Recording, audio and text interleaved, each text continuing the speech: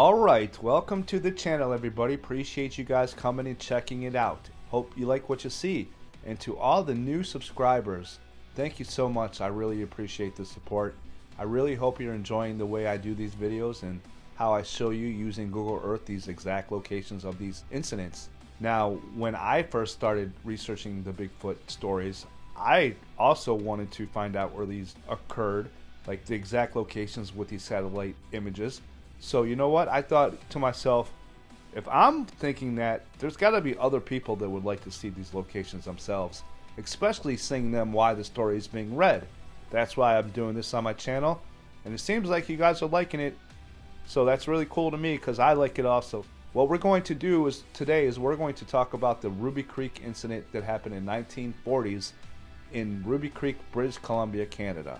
Now, I've already made this video before, but it was my very first Bigfoot video, and looking back at it, I basically cringe because it's so bad. And I just, people are telling me that maybe I should redo it. So here we go. I'm gonna redo it for you guys, and hopefully it'll be a lot better. Now don't worry, I have plenty new videos coming out also. Now what we're going to do is I'm going to go ahead and show you these locations before I give you the encounter story. That way you guys know what I'm talking about. As I'm talking and giving you the encounter story, you guys can literally picture in your mind what I'm talking about here. Now, I've got this encounter from an article written by Bigfoot researcher Ivan T. Sanderson out of True Magazine. I also have a small clip from Bigfoot researcher John Green, and he is joined by a person that literally went to this encounter location right after it happened and found some Bigfoot tracks, and he gives his detail about what happened and what he's seen. So without further ado, let's get into this one. Hope you guys enjoy it. Alright, so here is the area where this event occurred, and you see they have a park in Canada now called the Sasquatch Provincial Park. Now, they named that park later on after this incident occurred, I believe probably, years afterwards. But this is where this event occurred, right here. And I'm going to show you this little town called Ruby Creek right here. Now, Ruby Creek used to extend, well, it still does. It's on this side of the river also. So this is the side of the river where the incident occurred. So this is the side of the town of Ruby Creek where the mother and the children ran off to. Now, I'm going to go ahead and zoom into this area for you so you can see the exact location. The exact location is on this property right here. Unfortunately, now in modern times, it's being turned into looks like kind of like a trailer park or something right there. But if you see this fir tree here, there's two fir trees there actually, unless they've taken one down recently. But this is where the old house used to be, and this is the property where this happened. And over here, if we scroll on over here, this is where the cemetery is that they talk about in the story also, just so you guys know. And here's the Fraser River, as you see. This little part comes off of the main Fraser River, and it goes around there, and it rejoins the Fraser River over here. And one other thing I'm going to show you really fast is they talk about the creature came off the mountain. Here's the mountain. You guys see that mountain right there? That's the mountain that he came off of. And he went back up that mountain. So if you ask me, I think he crossed, well, I know according to the story he crossed, this is a railroad track right here. This is, if you guys can see, this is a railroad track right here. It's hard to see, but that's a railroad track next to the highway. And on the other side of the highway, there used to be a field over here back when this story occurred. Things have changed. This is 2021 imaging right here. So things have changed since the 1940s. They talk about how the creature, after it came through the property here, it went back across the railroad tracks and up the mountain, and they could not follow it up the mountain because it went up the mountain where humans couldn't go. So I have to believe it probably went up the mountain here, maybe over the top, and maybe down through this valley here. See that valley right there? So that's just my point of view, what I think probably happened where the creature went after the incident. And I just wanted to show you guys that so you guys know what I'm talking about when I'm giving you guys the story here. Once again, this is the property itself, guys. This is where it happened.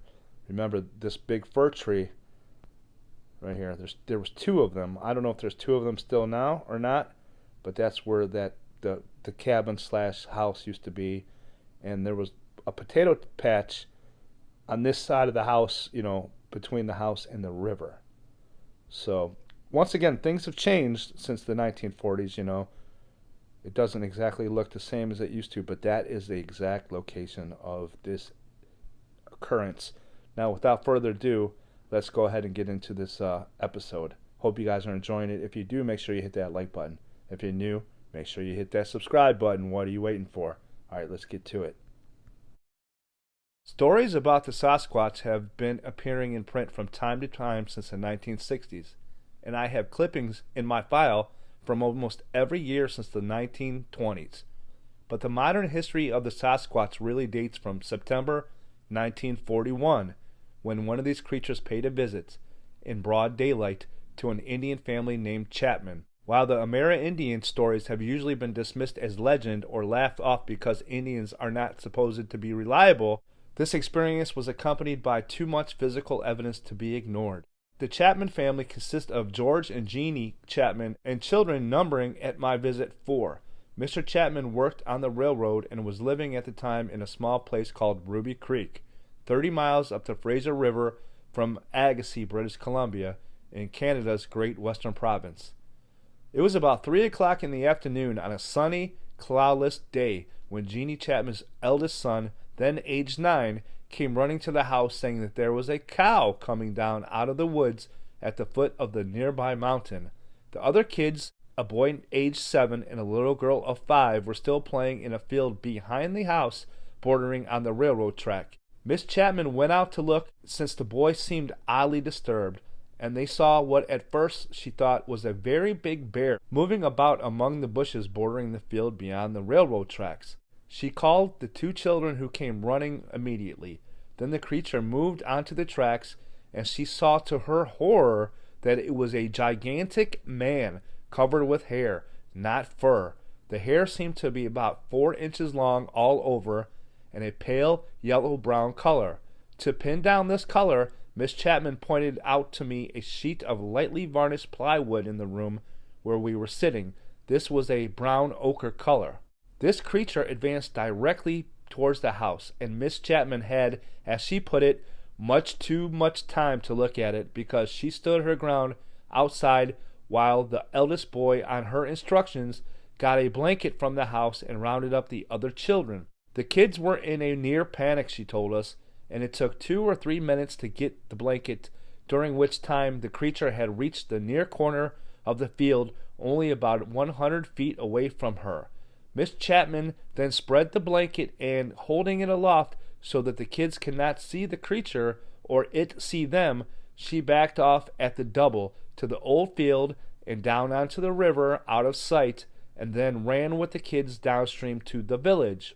I asked her a leading question about the blanket. Had her purpose in using it been to prevent her kids from seeing the creature, in accord with the alleged Amerindian belief that to do so brings bad luck and often death?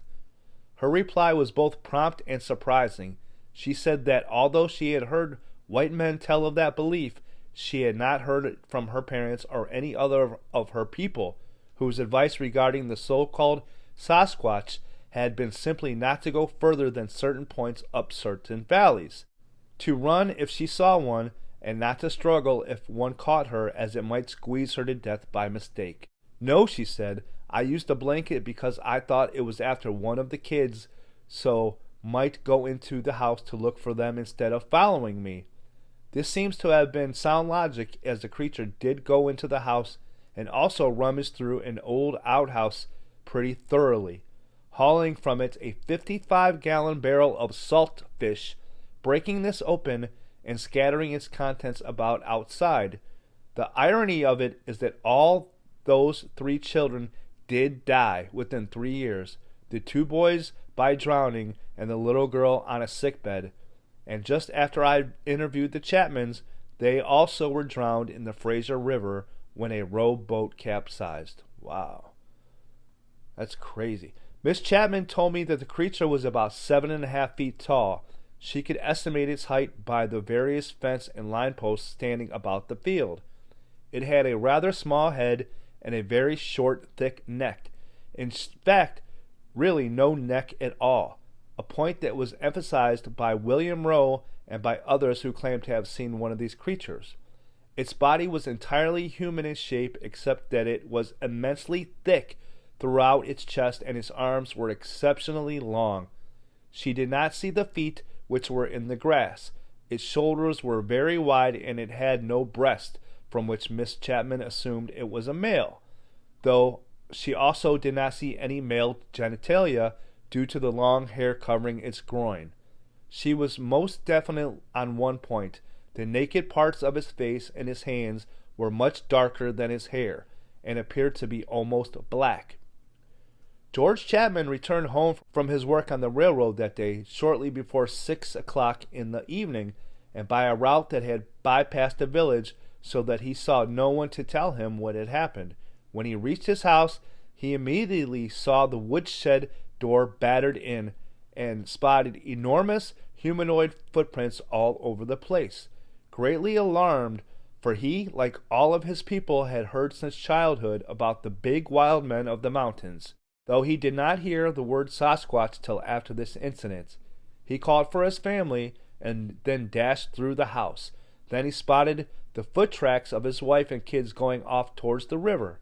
He followed these until he picked them up on the sand beside the river and saw them going off downstream without any giant ones following.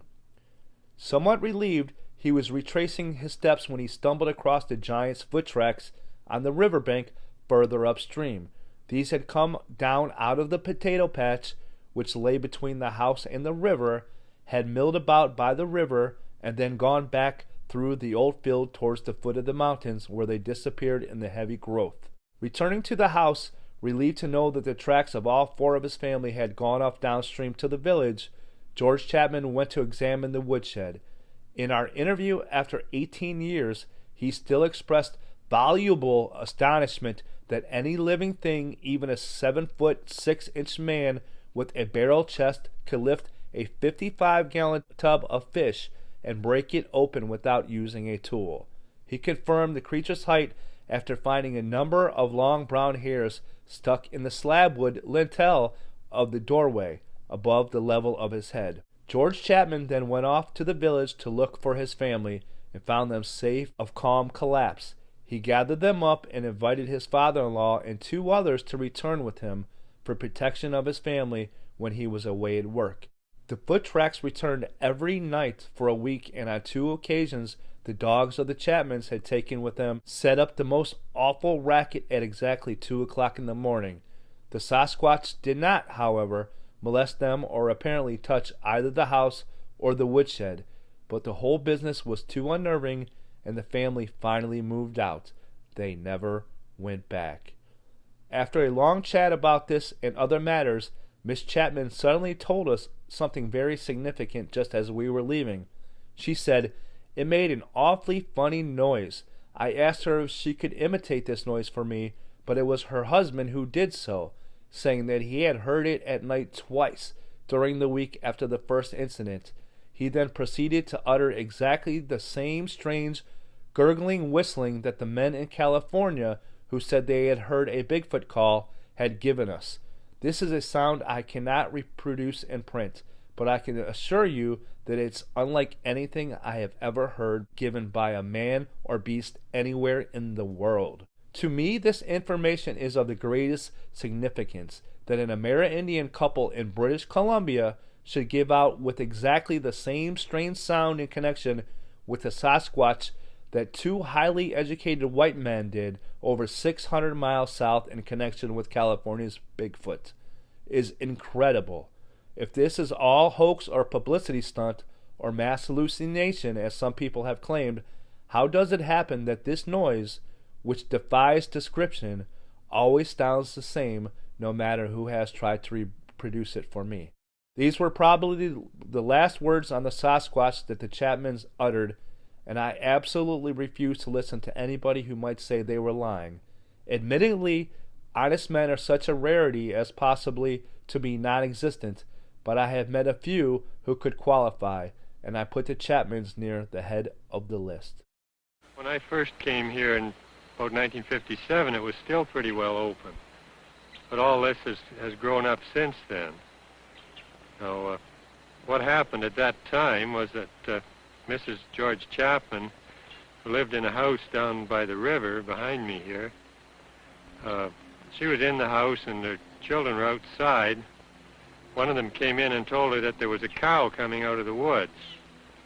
So she looked out and she saw this man-like thing, but about 8 feet tall and completely covered with hair like a bear. And she knew it to be a Sasquatch. This was, quite a well-known thing to the Indian people. And she was frightened, so she took the children, ran down to the river, and then through the graveyard, which is right behind me here, and came out just about here onto the track, and then ran on down to Ruby Creek. Now, she'd really only had one quick look at the thing, so it wouldn't be that convincing a story, except that a lot of people immediately went back there and saw these enormous tracks. Mr. Tifting, of course, was one of them, and can describe just what the tracks were like and what they did. Well, he came through the bush into the shed, or the lean-to of the house, and there was a barrel of dried fish or smoked salmon, rather. And he broke the barrel, and there was some fish eaten there and thrown around.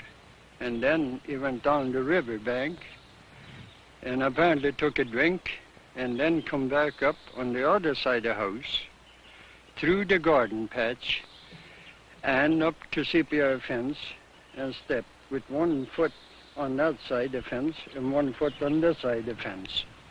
I can walk right over it. And the footprints was about 18 inches, like. And then he went across there and over to the next fence there and went right up the hillside. And that's as far as we could follow it. All right, so there you guys go. Another episode, this is one of the classic stories of a Sasquatch encounter. Now remember, this occurred way before the Roger Patterson, Bob Gimlin film, and so these classic tales to me carry more weight. It's before this was really known, like through media and all that other stuff. So, and once again, these are Native Americans that are saying this story. So, they have traditions and all that other good stuff, and they know what they're talking about. So I hope you guys enjoyed this video. If you did, make sure you hit that like button for me. If you're new, subscribe. What are you guys waiting for? Join the channel. We're gonna make this channel the biggest and best Bigfoot channel out there on YouTube with your help. I appreciate all the support you guys have given me lately, and always remember, where there is a Willstar, there is definitely a way. And we will talk to you guys later. Take care.